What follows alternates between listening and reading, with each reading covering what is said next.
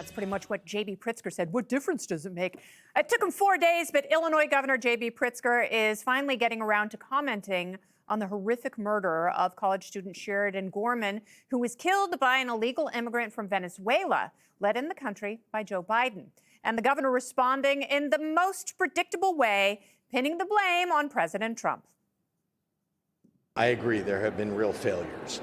Those failures, of course, extend beyond the borders of Illinois. That's their national failures, a failure to have comprehensive immigration reform, a failure of the president to follow his own edict to go after the worst of the worst. It is the job of the federal government to go after immigration enforcement, and it is the job of our local and state law enforcement to prosecute or to catch violent criminals and prosecute them. Yes, but where's the intersection? And JB's partner in crime, Chicago Mayor Brandon Johnson, refusing to admit his liberal policies had anything to do with Gorman's death.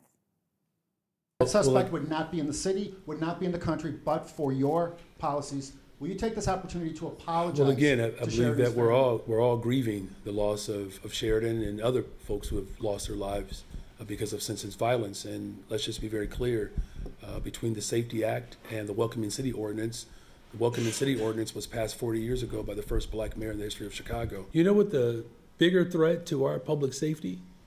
It's illegal weapons that are being trafficked from bordering states that voted for Donald Trump. So which hoax would you like to tackle, Jesse? The one from the governor or the one from the mayor? Mm-hmm. You have a thing on your show where you pretend to be a Democrat or vice versa. So this is easy. I'm not a Democrat, but I could be a Democrat politician and say, I am so sorry and saddened by this tragic loss of life. This never should have happened. The border should have been more secure over the last couple of years, and that is something we need to continue to do as a party to make sure we can secure the border, but also give people a pathway to citizenship. You say all that. I've called the family. I've expressed my condolences. We want to make sure every life matters here in the city of Chicago. I didn't even think about that. I just came up with that as I was just trying to be intelligent on television. I mean, it's just like, they should be better at politicians than I should be playing a fake politician on television. I can't believe they blamed Republicans for an illegal alien who they let into the country, and then they let out of jail in their city for shooting an innocent person. This is why no one takes them seriously, and this is why everyone's leaving blue states to go to red states, and everybody thinks that party is a joke. And I say that with respect. All right. Well, I think we do have to offer some condolences and respect to these families. You know, we look at Sheridan Gorman's family. We also look at Stephanie Minter.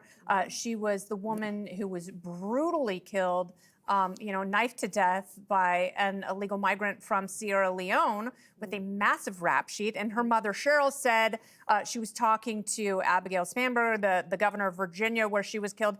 Get it together, people. Start protecting your citizens. Mm-hmm. You can understand her rage, but how many of these stories do we have to hear? Well, that man in Virginia had 30-plus arrests, and the police wrote to the prosecutor about the guy, and they said, you have all the tools you need to avoid releasing him. And Steve Descano is the district attorney, and he's like, nah, let him out. And the people of this country deserve a lot better from their government. It is shocking that the 41-year-old mother died, that the 18-year-old died, that we have Lake and Ryan. We could go down the list. There's a list of these. To me, if you're Abigail Spanberger, the governor of Virginia, you're the mayor or the governor of Illinois, mayor of Chicago, Illinois governor, your job is hard. Why not make it easier and work with ICE to remove the criminals and avoid these situations? I would want that. I would say, what can I cross off my to-do list? If I could cross off those things and it's easy and it's legal and everybody in the aftermath, they agree that they shouldn't be there, but they do nothing to prevent it in the first place. Yes, and there could be something. I mean, there could be a path of moderation, but they just have to virtue signal by talking about their sanctuary states and their sanctuary cities. But isn't there a way? I mean, J.B. Pritzker basically admitted that the federal government is in charge of immigration prosecution and the local government is responsible for charging and detaining.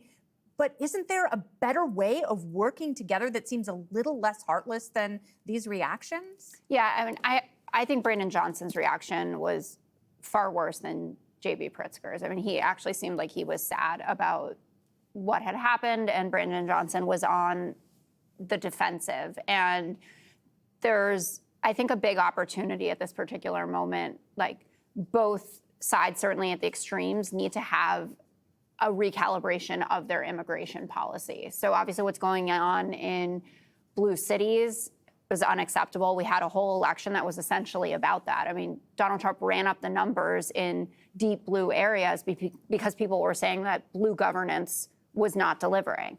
Then in the first year of the Trump administration, we had immigration enforcement, which was also not acceptable to the American public. I was reading Greg Bovino's big exit interview with the New York Times today, where he's talking about he had plans to deport 100 million people, et cetera. That obviously is on the other side of it. And now we have Tom Homan, who he thinks is an embarrassing capitulator and is someone that has worked for Democratic presidents as well. So maybe there'll be something we could get down. I know this rarely works out, but it does feel like a time where the two sides could figure out something in a bipartisan fashion, and that certainly the left, for running these blue cities, need to move a little bit closer to what Tom Homan wants you to do, and that he needs to continue to run immigration enforcement in a way that jives more with where the American public is. Right. I think we live at a time where just pointing out the obvious is construed as racist. And it's happening here, it happened in England. Why did they have all those rape gangs? The police didn't want to prosecute because that would appear to be racist. This is what's happening here with the illegal thing. Think about, why are we calling attention to this particular thing? And then Pritzker then says that's being political because we're calling attention to it. Because they didn't listen. They didn't listen when we were talking about the border or the dangers of sanctuary cities. So now we're in a situation where there's all this chaos that Trump is being blamed for as he tries to clean it up.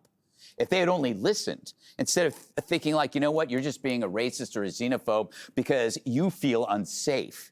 We were told that if we felt unsafe, that if we crossed the street, we were the bad guy. And that wrong place, wrong time if your daughter didn't cross the street and she's dead.